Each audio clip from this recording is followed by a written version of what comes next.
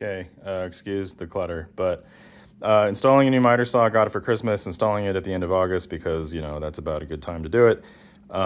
This required an adjustment because this is an existing Frankenstein table miter saw station that I made for that saw. But the problem with this saw is that there are two rails that go in the back, and that allows it to slide back and forth. And the rails are fixed. So it made it so that those rails were like hitting the wall back there, and we had to pull the table away from the wall in order to use it, and that sucks. So this one is better. It's got a flat profile on the back. It's just a hinged arm instead of rails, so you can set this up against the wall and you still get the sliding motion.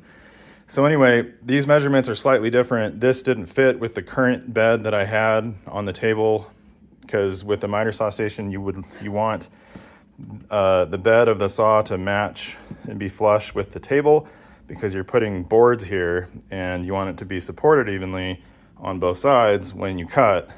And anyway, I had to do a new one, but it's really hard to make it exact, because what I found with the other one is that it would be like maybe 1/32 of an inch out of sync, not being flush, like on this side, and like 1/64 on this side.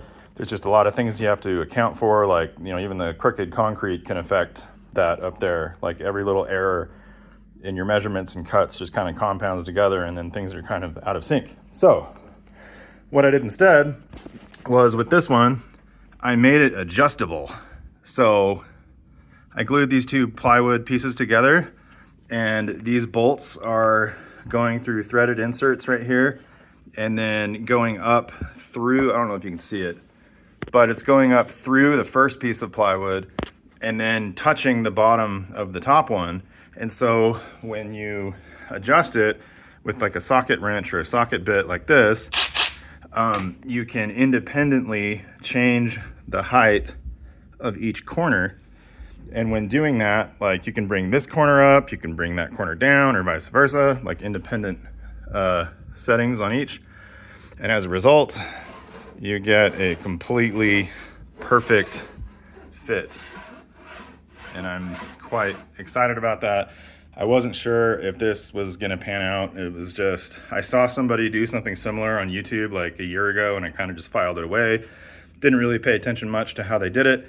But then, you know, with this new one, I was like, I'm gonna do it like that.